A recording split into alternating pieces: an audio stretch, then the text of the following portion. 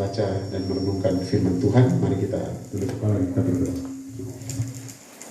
Allah yang kekal, Bapa yang kami sembah dan muliakan melalui dan di dalam nama Tuhan Yesus Kristus, kami bersyukur oleh karena kesempatan yang Kau beri bagi kami ada dan hadir pada saat ini, mau membaca dan merenungkan firman-Mu. Biarlah Tuhan bicara secara pribadi kepada masing-masing kami. Beri sikap hati yang benar bagi kami belajar firman untuk melakukannya, supaya kami hidup dalam berkat-berkat firman-Mu. Terima kasih Tuhan. Berfirmanlah, kami siap mendengar di dalam nama Tuhan Yesus. Haleluya. Amin. Mari kita buka di dalam satu bagian firman Tuhan dalam Injil Yohanes pasal 21. Injil Yohanes pasal 21. Kita akan lihat bagian firman Tuhan ini ayat 1 sampai ayat yang ke-14. Injil Yohanes pasal 21 ayat 1 sampai ayat yang ke-14. Dapat mari kita baca bagian firman Tuhan ini. Yesus menampakkan diri kepada murid-muridnya di pantai Danau Tiberias. Kemudian Yesus menampakkan diri lagi kepada murid-muridnya di pantai Danau Tiberias, dan ia menampakkan diri sebagai berikut. Di pantai itu berkumpul Simon Petrus, Thomas yang disebut Didimus, Natanael dari Kana yang di Galilea, anak-anak Zebedeus, dan 2 orang muridnya yang lain. Kata Simon Petrus kepada mereka, "Aku pergi menangkap ikan." Kata mereka kepadanya, "Kami pergi juga dengan engkau." Mereka berangkat lalu naik ke perahu, tetapi malam itu mereka tidak menangkap apa-apa.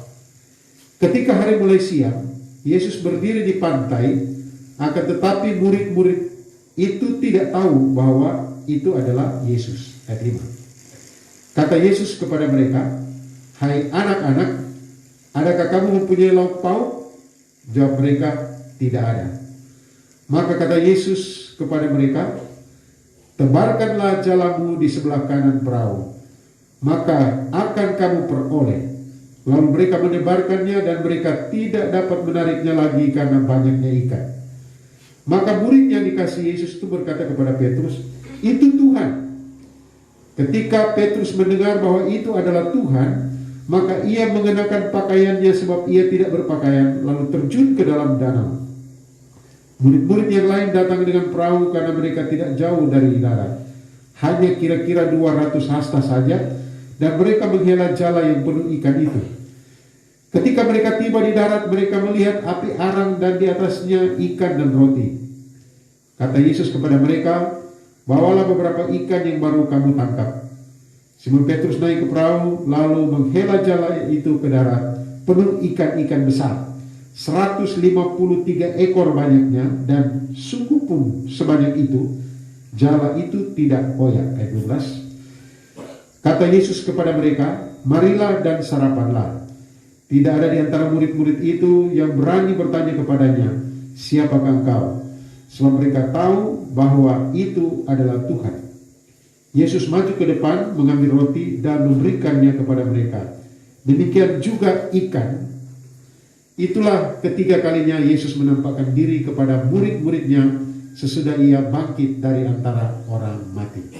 Demikian jauh pembacaan firman Tuhan. Bapak Ibu yang saya kasih di dalam Tuhan Yesus Kristus, ungkapan pertama dari ayat ini kita lihat apa bilang? 21 ayat 1. Kemudian Yesus apa? Menampakkan diri lagi. Menarik sekali ya. Kemudian Yesus menampakkan diri lagi. Berarti sebelumnya sudah. Tinus kok pada misalnya ada aliran ini.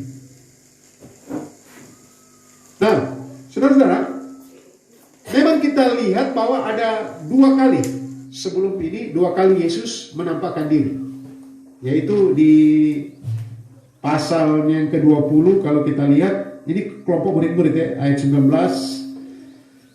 Kemudian dari ayat 24 juga ada 2 kali pertemuan. Dan feedbacknya ke sini. Atau ada yang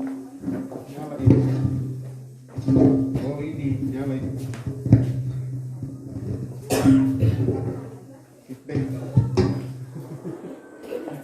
Coba. Iya, on off-nya sudah tidak berfungsi.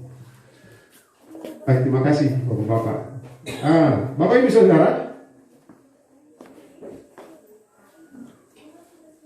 ayat yang ke-14 mengatakan itulah yang ketiga kalinya. Jadi ini kali yang ketiga Yesus menampakkan diri. Oke, kita akan lihat dulu. Yesus dia mati kemudian bangkit. Saya ulangi lagi ya penjelasan saya. Yesus bangkit pada hari yang ketiga. Tapi kalau orang-orang mau tipu-tipu kita dan mau meragukan firman Tuhan, mereka bilang begini. Bagaimana mungkin Yesus mati itu kan jam 3 sore. Bangkitnya hari Minggu subuh. Kalau dihitung jam 3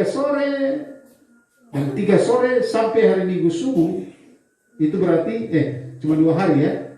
Jam 3 sore sampai hari Sabtu jam 3 sore, 1 hari. Kemudian hari Sabtu jam 3 sore sampai hari Minggu jam 3 sore artinya 2. Kemudian hari Minggu jam 3 sore sampai hari Senin jam 3 sore. Itu 3 harusnya. Bangkitnya hari Senin jam 3 sore. Nah, orang pengaruhi pikiran kita bilang, itulah bukti bahwa Yesus sebetulnya tidak bangkit pada hari yang ketiga. Tapi yang dimaksud sebenarnya, Yesus dia mati dan bangkit pada hari yang ketiga. Hitungannya adalah seperti ini. Sebagian hari oleh saudara-saudara kita Yahudi menganggap 1 hari. Makanya mereka ada kawal 1, kawal 2.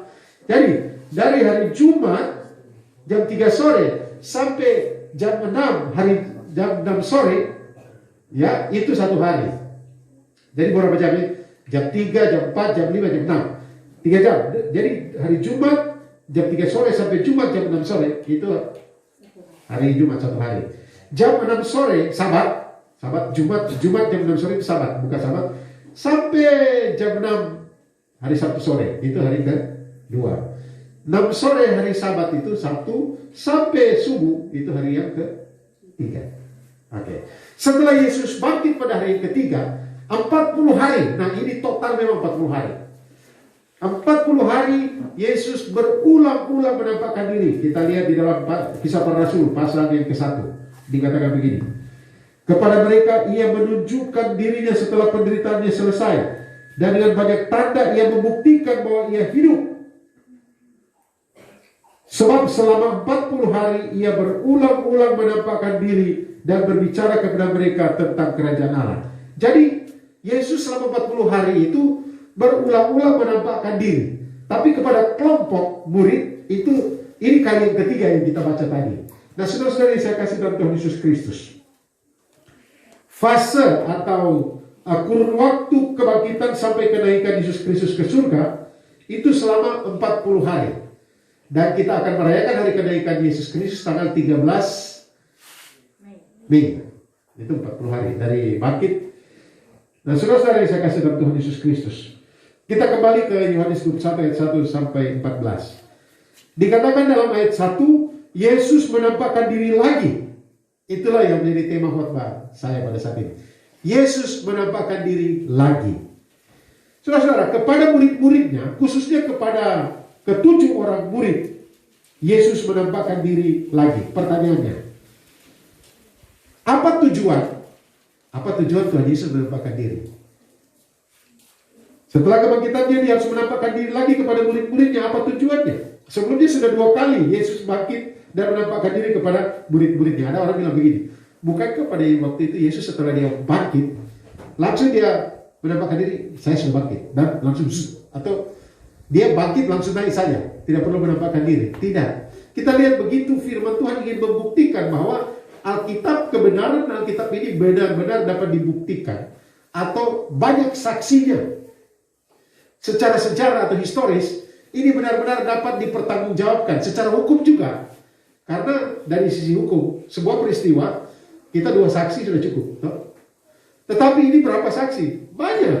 1 Korintus pasal 15 dikatakan 500 orang, kebanyakan dari mereka masih hidup. Artinya seolah-olah Paulus tulis begini, Yesus benar-benar bangkit. Kalau kamu tidak percaya, tanya aja 500 orang yang menyaksikan sekaligus ini, tanya masih hidup sebagian besar dari mereka, tanya. Kalau sekarang masih hidup kan tidak mati ya. Karena itu zaman Paulus sekitar 2000 tahun yang lalu. Saudara-saudara yang saya kasih dalam Tuhan Yesus Kristus. Sebelumnya Tuhan Yesus yang bangkit itu menampakkan diri kepada murid-muridnya. Pertama, ada mereka di satu ruangan, tutup semua pintu-pintu karena takut orang-orang Yahudi. Tapi satu orang yang tidak ada, namanya siapa? Thomas. Thomas tidak ada.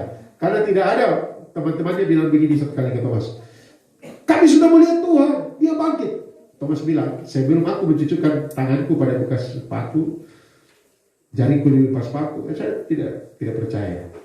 Nah, sementara bicara begitu, mereka dalam satu pertemuan lagi rupanya, tiba-tiba Yesus muncul, pintu-pintu tertutup, dan Yesus tiba-tiba sudah di dalam. Jadi tubuh kemuliaan Yesus tidak dibatasi oleh apapun, dia bisa tembus di situ.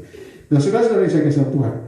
Nah, jadi pertemuan kedua itu ada Thomas, dan pertemuan yang ketiga ini cuma 7 orang murid dicatat di situ, yaitu kalau kita lihat siapa-siapa di dalam ayat 2, ada Simon Petrus, ada Thomas yang disebut Didimus, Nathanael dari Kana, anak-anak Zebedeus. Anak-anak Zebedeus itu Yohanes dan Yakobus. Kemudian ada 2 orang murid yang lain. Tidak dicatat siapa 2 orang murid lain. Sekali lagi Bapak Ibu Saudara, apa tujuannya? Jadi Yohanes tulis surat ini, dia tulis Injil ini. Dia tulis Injil ini dan menceritakan kembali peristiwa di mana Yesus menampakkan diri kepada mereka. Apa tujuan Tuhan Yesus menampakkan diri lagi kepada murid-muridnya? Tujuannya apa? Saudara-saudara, dari cerita ini kita akan belajar bersama. Ada 3 tujuan Tuhan Yesus merasa perlu untuk menampakkan diri kepada murid-muridnya lagi. Ada 3 tujuan. Yang pertama, mari kita lihat ayat 1-4. Tujuan pertama, supaya murid-murid menyadari bahwa Tuhan Yesus hadir dalam segala situasi. Tuhan Yesus hadir dalam segala keadaan. Tuhan Yesus hadir dalam segala kondisi. Artinya apa? Artinya bukan hanya di saat beribadah Tuhan ada, bukan. Tuhan Yesus ada bukan hanya di tempat-tempat ibadah, di saat kita berdoa, tetapi juga di saat kita dalam keadaan apapun. Seorang penulis di sini tulis begini. Cerita ini, Yesus menampakkan diri, ini menjelaskan bahwa Yesus juga menampakkan diri dalam kegiatan rutin kita. Kegiatan sehari-hari. Nah, dalam konteks ini mereka lagi bikin apa? Kerja. Mereka lagi kerja. Memang ada penafsir, ada orang bilang begini, karena putus asa, maka murid-murid ini mau kembali kepada pekerjaan mereka semula. Tidak, saya tidak setuju ini. Hamba Tuhan mereka ini, kita juga hamba Tuhan perlu makan, kita perlu kerja untuk memenuhi kebutuhan kita. Dan Paulus bilang, dia bangga untuk mencukupkan diri dengan tangannya sendiri, bekerja dengan tangannya sendiri. Dan ketika kita bekerja dengan tangan kita sendiri, kita juga diberi peluang untuk bisa berbagi dengan orang lain. Jadi bukan harap, ya memang, saudara-saudara, memang kalau kita baca bagian-bagian firman Tuhan, hamba Tuhan itu hidup dari pemberitaan Injil. Tetapi Rasul Paulus kepada jemaat di Korintus, dia menjelaskan bahwa dia bekerja dengan tangannya sendiri untuk mencukupkan kebutuhan pelayanannya. Dan terima kasih untuk bantuan-bantuan. Memang agak ironi pada waktu itu, jemaat di Tesalonika itu jemaat-jemaat yang miskin. Secara materi orang miskin. Tetapi dari sisi kemurahan mereka kaya dengan kemurahan. Mendukung pelayanan Rasul Paulus. Tapi jemaat di Korintus ini, mereka orang-orang kaya. Orang-orang di Korintus itu kaya pada waktu itu. Bahkan saya membaca sejarah, bisa-bisa rata-rata satu orang mempunyai 2 budak. Nah, budak itu pada waktu itu mahal. Dulu masih ada perbudakan, di manusia dijual. Nah, kalau dalam keluarga ada 5 orang, berarti ada 10 budak. Jadi budak-budak itu ada yang urus keuangan, ada yang masak mungkin, atau urus usaha, dan lain sebagainya. Tetapi ironinya, jemaat di Korintus harus betul diberi pengertian oleh Rasul Paulus untuk bisa melakukan atau mendukung pelayanannya. Tapi Paulus menegaskan, saya bekerja dengan tangan saya sendiri. Dulu kalau bekerja dengan tangan saya sendiri itu seperti budak yang melakukan tugas pekerjaan, dan Paulus lakukan itu. Kita kembali ke sini. Yesus pun hadir di dalam kegiatan rutin kita, termasuk dalam tugas pekerjaan kita. Termasuk di sekolah juga ketika kita belajar. Yesus hadir. Saudara-saudara yang saya kasih di dalam Tuhan Yesus Kristus, pekerjaan rutin mereka adalah nelayan, dan Yesus menampakkan diri di saat mereka melakukan pekerjaan mereka. Jadi Petrus dia bilang, aku mau pergi menangkap ikan. Yang lain bilang, kami ikut juga. Artinya dia bilang begini, ada kemarin sama dia, saya bilang ini, kita capek, itu mancing boleh. Ya, itu. Tapi ini kalau yang saya bilang tadi adalah termasuk rekreasi. Tapi Petrus, Yohanes, Yakobus, Natanael, ini pekerjaan mereka. Dan ada kemungkinan mereka juga mengikuti Yesus. Ada saat-saat tertentu mereka lagi bekerja kalau di Galilea, sementara di Galilea. Ingat pada waktu Yesus bangkit, Yesus suruh mereka datang kemana? Kalau kita lihat di Matius pasal 28, Yesus bilang, tunggu aku di Galilea. Dan mereka, setelah mereka berkurung di satu ruangan ini karena takut, mereka berjalan ke Galilea mengikuti perintah Tuhan. Karena di Galilea nanti Yesus akan memang diperintahkan pergi, dan Yesus berkata akan ketemu di Galilea. Nah, nanti kita akan lihat selanjutnya. Bapak Ibu Saudara yang saya kasih dalam Tuhan. Jadi, mengapa Yesus perlu, atau apa tujuan Yesus menampakkan diri kepada murid-muridnya? Menampakkan diri ulang dan ulang. Supaya dalam konteks ini, murid-murid menyadari bahwa Yesus juga hadir dalam segala situasi, keadaan, kondisi, pekerjaan. Bukan hanya di tempat ibadah. Jadi ada orang bilang begini, dulu. Kok tipu tuh hari Minggu ini loh? Kenapa kok tipu hari Minggu? Hari Senin ke sampai Sabtu ke sampai Minggu itu tidak perlu tipu, tidak boleh. Kan biasa orang bilang, kamu bikin baik-baik ini laporan keuangan. Ini pekerjaan Tuhan. Emangnya kalau di proyek bukan pekerjaan Tuhan. Iya kan? Jadi kita harus memahami bahwa dalam keadaan apapun, kondisi apapun, pekerjaan apapun, bahkan di kitab Kolose mengatakan kalau kita melakukannya, lakukanlah seperti untuk Tuhan. Nah itu dia. Itu tujuan yang pertama ya, supaya kita paham. Jadi jangan pikir begini, yang sulit-sulit saja Tuhan hadir, yang gampang tidak usah. Tuhan harus hadir, disulit kah, gampang kah?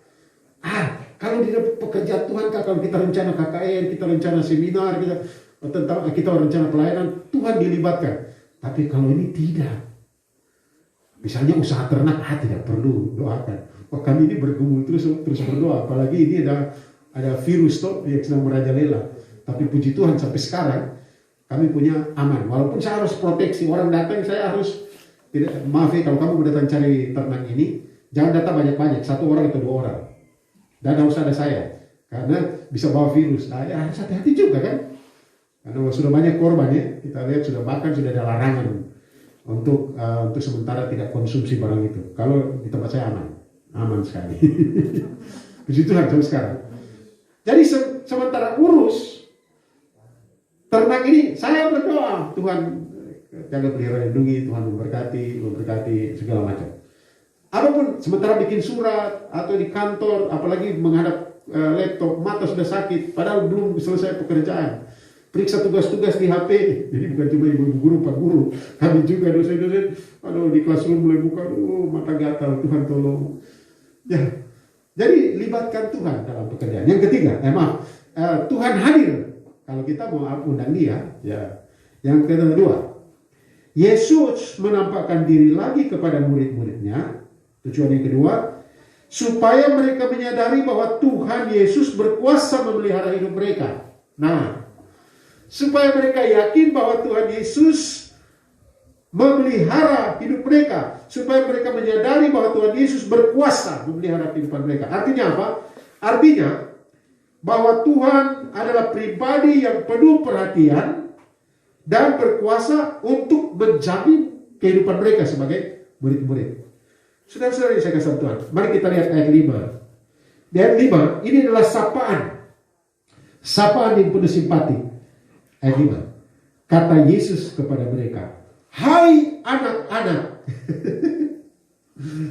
Ini kira-kira mereka anak-anak kan tidak kan? Ini umur-umur mereka itu sepantaran dengan umur Yesus. Bahkan mungkin lebih tua dari Yesus. Yesus kan melayani usia 33 tahun kan? Mungkin lebih tua. Tapi Yesus berseru kepada mereka, hai anak-anak. Mereka belum kenal itu Yesus. Karena mereka ada kurang lebih 90 meter di danau, Yesus ada di darat. Hai anak-anak, adakah kamu mempunyai lauk pauk? Mereka berkata, jawab mereka, tidak ada. Dari jauh tuh. Mari kita lihat ungkapan, hai anak-anak. Ini ungkapan simpatik. Ini dipakai istilah anak-anak, paidon. Anak-anak, artinya anak-anak dari tidak tahu apa-apa misalnya, atau perlu ketergantungan. Jadi Yesus memposisikan diri sebagai pribadi yang simpatik, yang mengetahui keperluan daripada murid-murid. Dan pertanyaannya ini lebih menegaskan, apakah engkau mempunyai lauk pauk? Saudara-saudara, kemudian ayat 6. Maka kata Yesus kepada mereka, nah, tebarkanlah jalamu di sebelah kanan perahu. Saudara-saudara, ini peristiwa mengingatkan pada waktu Tuhan Yesus memanggil mereka pada mulanya di dalam Lukas pasal 5. Pada waktu Yesus naik di perahu mereka, Yesus berkata, tebarkanlah jalamu. Petrus bilang, semalam-malaman kami cari, tidak ada satupun yang dapat. Nah, di sini peristiwa ini Yesus mengingatkan kembali, tebarkanlah jalamu, tapi ada tambahan di sebelah kanan. Kalau Lukas pasal 5 tidak ada tambahan. Tebarkanlah jalamu, mereka tebar dan dapat ikan banyak. Ini sebelah kananmu. Saudara, ini memang cuma Yesus berkata, tebarkan sebelah kananmu, dan mereka menebarkan dan dapat. Saudara, ini sedang menjelaskan kepada kita bahwa kiri ke kanan Tuhan Yesus dia berdaulat, dia berkuasa, dia tahu. Wah, dong juga pikir dari mana ikannya ya? Ini nelayan-nelayan yang hebat. Dari mana ikannya? Tidak tahu dari mana. Dan Yesus berkata, Yesus kan 90 meter ada di darat sana. Yesus taruh sebelah kanan. Secara manusia biasa, apakah ikan banyak sebelah kanan sana ini? 153 ekor, lepas sudah. Tidak. Tetapi ini sedang menegaskan kepada mereka anak-anak ini atau murid-murid ini, bahwa aku berkuasa memelihara hidupmu. Semalam-malaman engkau mencari ikan untuk makan, tidak dapat seekor pun. Dan ingat, Yohanes menulis dalam Yohanes pasal 15 ayat 5. Dia berkata, Yesus berkata, sebab di luar aku kamu tidak dapat berbuat apa-apa. Dan ketika mereka tidak dapat berbuat apa-apa, tidak dapat ikan, dan Yesus berkata, tebarkanlah jalan di sebelah kanan, dan mereka dapat ikan banyak. Ini sedang menegaskan kepada mereka, Yesus berkuasa, dia berdaulat untuk pelihara kehidupan murid-muridnya. Begitu juga dengan kita, Bapak Ibu Saudara. Dia berkuasa memelihara kehidupan kita sebagai anak-anaknya, sebagai murid-muridnya. Nah, kalau dia berkuasa, apa yang harus kita lakukan? Kita harus libatkan dia dalam kehidupan kita, hari lepas hari, segala usaha pekerjaan kita. Ayat 8. Nah, sekalipun jaraknya hanya kira-kira 90 meter dalam ayat 8, tetapi karena taat pada perintah Tuhan Yesus, mereka mendapat ikan yang sangat banyak. Nah, dikatakan di sini, awalnya mereka tidak dapat menarik jala itu karena banyaknya ikan, ayat 6. Ada 153 ekor menurut ayat 11. Tetapi jalannya tidak koyak.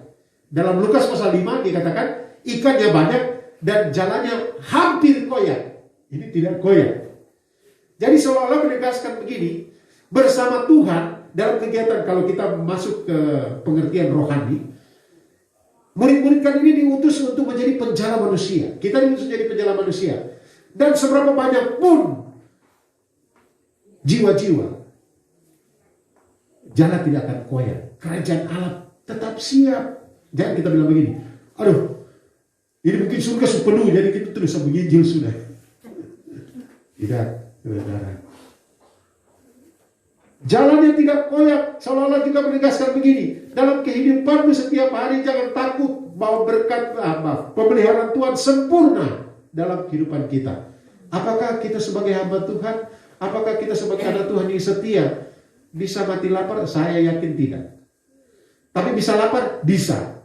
Apakah Bapak pernah lapar? Pernah. Waktu saya kuliah S1, pernah. 3 hari tidak makan. Tidak ada uang. Waktu kuliah di Jogja, kita mau ambil di mana? Tidak ada. Kalau di sini, kalau tidak makan mahasiswa STT, itu berarti MALAS, malas. Karena apa? Tinggal tanam aja di keliling kan. Ada pisang-pisang juga kan. Rekan saya hamba Tuhan sudah panggil itu, pada waktu mereka melayani, saudara, mereka lapar. Tidak ada makanan, tapi dilihat ada pisang kapok. Pisang muda ditebang, direbus. Dan mereka makan keluarga.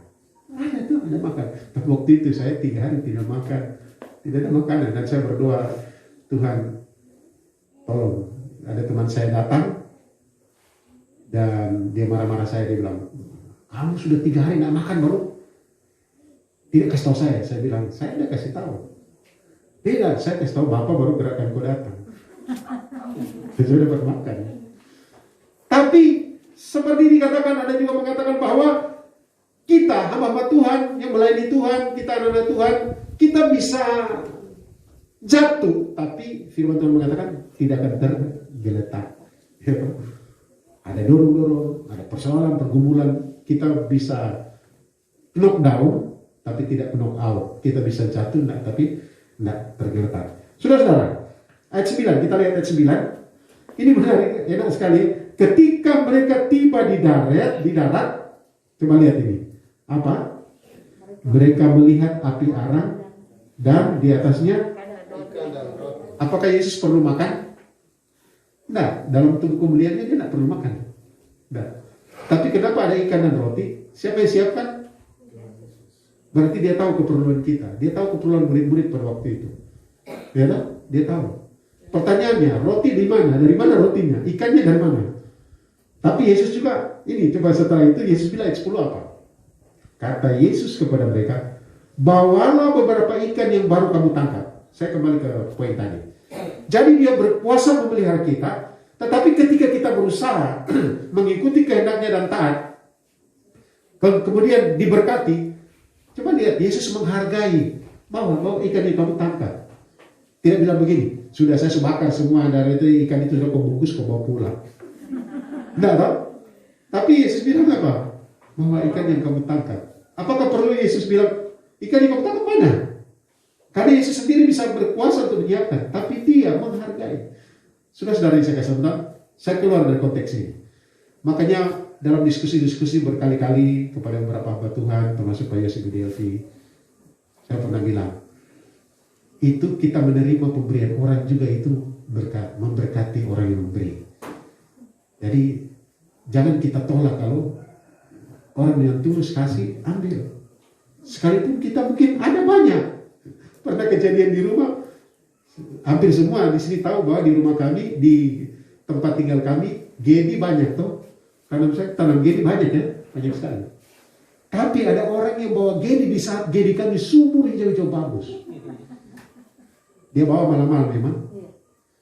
Dan saya terima kasih untuk gedinya. Saya tidak bilang begini, ada banyak tuh, kok pemata tidak lihat kan? Gedi banyak itu. Tidak.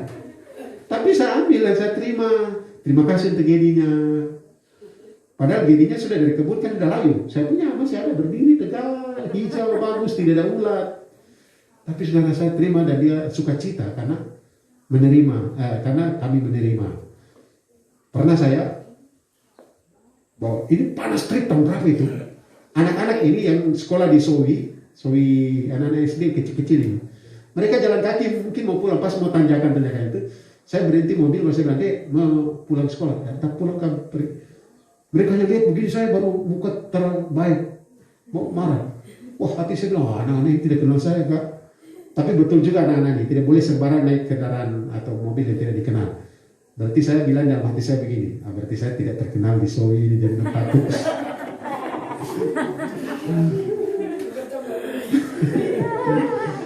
Jadi, saudara, membayangkan saja kalau kita diberikan oleh seseorang, berarti bilang, maaf ya, saya belajar banyak hamba Tuhan dulu yang melayani bersama kami di Arawi dulu. Ada pendeta Lelan, sudah pulang di sini. Saya bilang ke jemaat begini, waktu bermulai jemaat di Arawi, nanti selesai hamba Tuhan khotbah kasih persembahan ya. Dia juga kaget, loh ini misi, kenapa tuh mau kasih persembahan? Biasa misi yang kasih persembahan kita tuh, tidak. Hamba Tuhan yang melayani kita kasih persembahan. Setiap kali beliau melayani dikasih persembahan. Semua sudah sepi, tidak ada, dia putar belakang, dia tambah, berarti kasih masuk lagi di kotak palelan. Tapi dia terima. Tapi dia tahu bahwa dia rasa bahwa jadi dia putar lagi, dia tidak kasih kembalikan saya. Kembalikan. Ya karena beliau merasa mungkin ya dia cukup dan dia harus berbagi. Tapi kita terima dulu, ya Pak. Nah, aduh saya punya banyak, jangan kasih. Nah, sini coba kita lihat Yesus tuh. Yesus dia apa? Tebarkanlah jalamu. Yesus bilang, yang 153 ekor mana? Pak sini, bakar dulu. Ya. Yesus tidak bilang begini, 153 ekor itu kau bungkus, kau pergi jual, ini sudah ada. Tanpa kamu juga saya bisa siapkan kok, ini sudah siap. Tidak, Yesus tidak bicara begitu. Tapi dia bilang apa? Sekali lagi ayat 10. Kata Yesus kepada mereka, bawalah beberapa ikan yang baru kamu tangkap itu. Yesus menghargai kerja. Yesus menghargai kerja. Kerja apapun, Yesus menghargai, ya. Aduh, saya datang di gereja ini hanya sapu-sapu saja, hanya sapu rumput saja, atau hanya senyum saja. Yesus menghargai kerja kita. Yang kedua tadi itu apa? Supaya mereka menyadari bahwa Tuhan berkuasa untuk melihara hidup mereka. Tetapi juga di konteks ini dia menghargai kerja kita. Ayatnya yang ketiga. Tujuan yang ketiga, Yesus menampakkan diri lagi kepada murid-muridnya supaya mereka menyadari bahwa tugas panggilan untuk menjadi penjala manusia harus menjadi prioritas. Supaya murid-murid menyadari bahwa tugas untuk menjala manusia adalah yang terutama dari semua dan semuanya. Saudara-saudara yang saya kasih dalam Tuhan Yesus Kristus. Artinya ialah para murid dalam peristiwa ini kembali diingatkan tentang panggilan mereka yang pada waktu Yesus panggil mereka sebelumnya ada peristiwa yang sama tuh, tebarkanlah jalamu dan dapat ikan banyak. Saudara-saudara, di dalam Yohanes pasal 20 ayat 30 dan 31, kita lihat Yohanes 20 ayat 30 31, maksud Injil dicatat. Memang masih banyak tanda lain yang dibuat Yesus di depan mata murid-muridnya, ayat 31. Tetapi semua yang tercantum di sini telah dicatat supaya kamu percaya bahwa Yesuslah Mesias Anak Allah, dan supaya kamu oleh iman memperoleh hidup dalam namanya. Jadi Yohanes mencatat ini supaya orang-orang memperoleh hidup di dalam Yesus Kristus oleh iman. Mereka dipilih menjadi murid Yesus Kristus supaya menjadi penjala manusia. Peristiwa ini meneguhkan kembali misi untuk menjala jiwa. Saudara-saudara yang saya kasih di dalam Tuhan Yesus Kristus, ada 153 ekor ikan banyak yang didapat. Ada banyak tafsiran di situ. Tetapi bagi saya kesimpulannya satu, ini jala. Tahu beda tuh jala dan jaring, tahu jaring? Ini jala lempar begini. 153 ekor besar-besar. Kalau jaring kita pasang panjang-panjang, atau kalau jala sekarang ini dari kapal besar, ini bukan kapal besar. Artinya mereka ketika taat kepada Yesus dapat banyak ikan. Sungguh-sungguh pun sebanyak itu jala tidak koyak. Saya sudah singgung tadi. Saudara-saudara, sampai pada detik ini pun murid-murid masih ragu-ragu. Itu Tuhankah? Tidak ada. Pada waktu Yesus mengatakan marilah dan sarapanlah, tidak ada di antara murid yang berani bertanya kepadanya, siapakah engkau? Sebab mereka tahu bahwa ia adalah Tuhan. Mereka tahu dia Tuhan, tahu. Tapi betul kan? Sama dengan kita. Kita tahu bahwa Yesus berkuasa, dia hidup, dia bangkit. Tapi dalam masalah saya ini bisakah? Begitu. Konflik-konflik itu selalu ada dalam kehidupan kita. Yesus bangkit, dia berkuasa sebab dia hidup, ada hari esok. Ya kah Yesus hidup? Saya tes pegawai sampai 5 kali belum tembus-tembus sampai sekarang. Tuhan mungkin bilang begini, kalau begitu kok bikin cara lain? Jadi wira swasta kah? Usaha apakah? Banyak orang kan mimpinya PNS, mimpinya. Tapi sebenarnya jarang yang bermimpi jadi pendeta ya. Tapi sebenarnya usaha-usaha lain ada. Coba kita lihat saudara-saudara kita dengan usaha-usaha mereka. Wah, itu berkembang yang luar biasa, jadi berkat bagi banyak orang, mempekerjakan banyak orang. Nah, saudara-saudara, kita lihat dari sini. Mereka masih ragukan, keraguan bahkan ada pada beberapa murid sampai pada detik Yesus mau terangkat. Dalam Matius pasal 28 ayat 17 dikatakan beberapa orang ragu-ragu. Tetapi sekalipun dalam keraguan-raguan, Yesus tetap berkata, karena itu pergilah, jadikanlah semua bangsa muridku. Saudara-saudara, dalam keraguan-raguan kita pun, atau mungkin ada saat-saat di mana kita benarkah? tetap setia ikut Tuhan. Contoh yaitu Maria Magdalena. Saya pernah ngomong di sini wanita yang tangguh itu.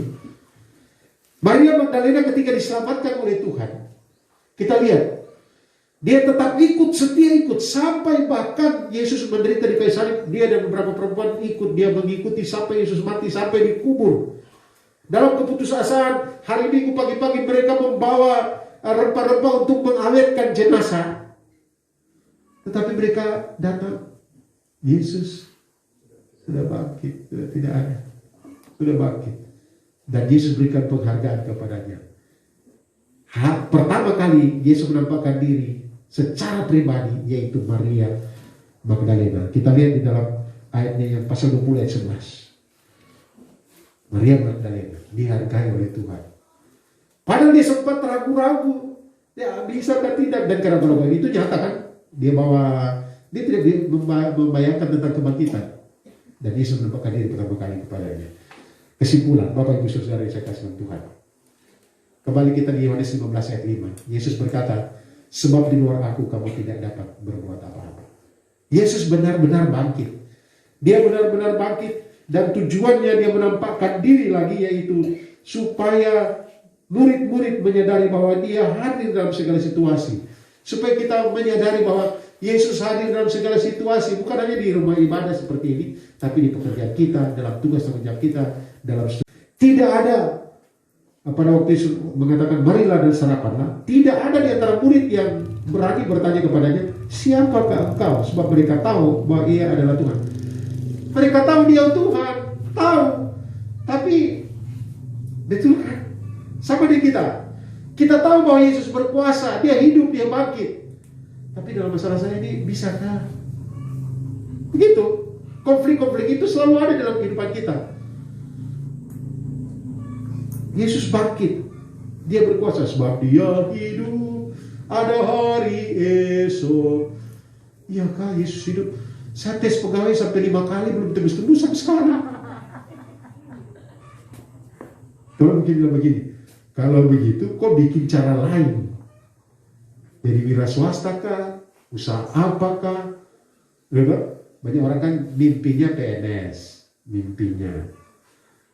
Tapi sebenarnya jarang yang bermimpi jadi pendeta ya. Tapi sebenarnya usaha-usaha lain ada. Coba kita lihat saudara kita dengan usaha-usaha mereka. Wah, itu berkembang yang luar biasa, jadi berkat bagi banyak orang, mempekerjakan banyak orang. Nah, saudara-saudara, kita lihat dari sini. Mereka masih ragukan, keraguan bahkan ada pada beberapa murid sampai pada detik Yesus mau terangkat. Dalam Matius pasal 28 ayat 17 dikatakan beberapa orang ragu-ragu. Tetapi sekalipun dalam keraguan, Yesus tetap berkata, karena itu pergilah, jadikanlah semua bangsa muridku. Saudara-saudara, dalam keraguan kita pun, atau mungkin ada saat-saat di mana kita benarkah tetap setia ikut Tuhan. Contoh yaitu Maria Magdalena. Saya pernah ngomong di sini wanita yang tangguh itu. Maria Magdalena ketika diselamatkan oleh Tuhan, kita lihat dia tetap setia ikut sampai bahkan Yesus menderita di kayu salib. Dia dan beberapa perempuan ikut, dia mengikuti sampai Yesus mati, sampai dikubur. Dalam keputusasaan hari Minggu pagi-pagi mereka membawa rempah-rempah untuk mengawetkan jenazah. Tetapi mereka datang, Yesus sudah bangkit, sudah tidak ada, sudah bangkit. Dan Yesus berikan penghargaan kepadanya. Pertama kali Yesus menampakkan diri secara pribadi, yaitu Maria Magdalena. Kita lihat di dalam ayatnya yang pasal 20 ayat 11. Maria Magdalena dihargai oleh Tuhan. Padahal dia sempat ragu-ragu, ya bisa atau tidak, dan keraguan itu nyata kan? Dia tidak membayangkan tentang kebangkitan, dan Yesus menampakkan diri pertama kali kepadanya. Kesimpulan, Bapak Ibu Saudara yang saya kasih Tuhan, kembali kita di Yohanes 15 ayat 5. Yesus berkata, sebab di luar aku kamu tidak dapat berbuat apa-apa. Yesus benar-benar bangkit. Dia benar-benar bangkit, dan tujuannya dia menampakkan diri lagi, yaitu supaya murid-murid menyadari bahwa dia hadir dalam segala situasi. Supaya kita menyadari bahwa Yesus hadir dalam segala situasi, bukan hanya di rumah ibadah seperti ini, tapi di pekerjaan kita, dalam tugas tanggung jawab kita, dalam